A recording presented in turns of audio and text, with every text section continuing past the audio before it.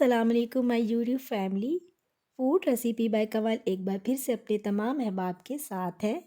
कैसे हैं आप सब? आई होप कि सब ठीक होंगे, मज़े में होंगे और रमज़ान को बहुत अच्छे से एंजॉय कर रहे होंगे। तो आज मैं आप सब के लिए लाई हूँ बहुत ही मज़ेदार सी खट्टी मीठी सी इमली और आलू बुखारे की चटनी, जो कि बहुत ही मज़ेदार बनती है। तो फिर देर किस बात की, रेसिपी की जानिब चलते हैं। जी, तो सबसे पहले हम लेंगे इमली 250 ग्राम और आलू बुखारा भी हम 250 ग्राम लेंगे। इन दोनों को अच्छे से धोकर रात भर के लिए हम भिगोकर छोड़ देंगे। तो अगली मॉर्निंग हम देखेंगे कि ये बहुत ही अच्छे से भीग चुके हैं और नरम भी हो चुके हैं।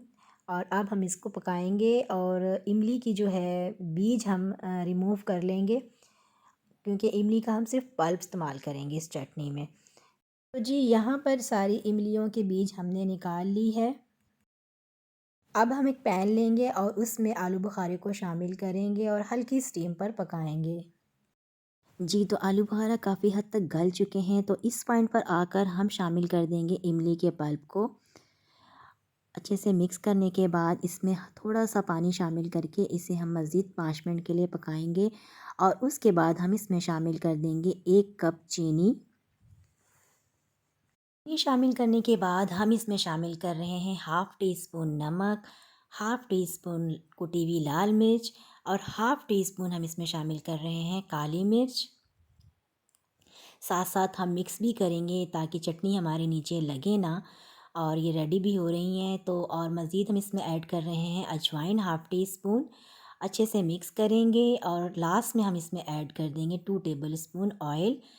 और यहाँ पर जो है हमारी चटनी ऑलमोस्ट थिक हो चुकी हैं, आप देख रहे हैं। जी व्यूवर्स, यहाँ पर हम बना रहे हैं इमली आलू बुखारे की चटनी, जो कि मुकम्मल बन चुकी है। आप इसकी थिकनेस देख सकते हैं।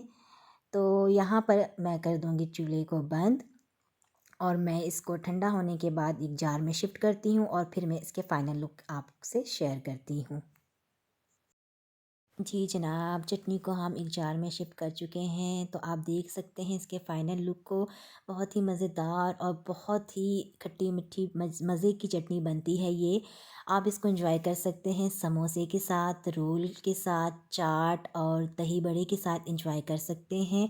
इसके अलावा आप इसको स्टोर कर सकते हैं 5 से 6 वीक के लिए। तो अगर मेरी वीडियो अच्छी लगी तो वीडियो को लाइक कीजिएगा और चैनल पर न्यू है तो चैनल को सब्सक्राइब कीजिएगा। फीडबैक ज़रूर दीजिएगा कि आपको आज की रेसिपी कैसी लगी। तो मिलते हैं नेक्स्ट वीडियो में नेक्स्ट रेसिपी के साथ। अपनी दुआओं में याद रखिएगा। अल्लाह हाफ़िज़।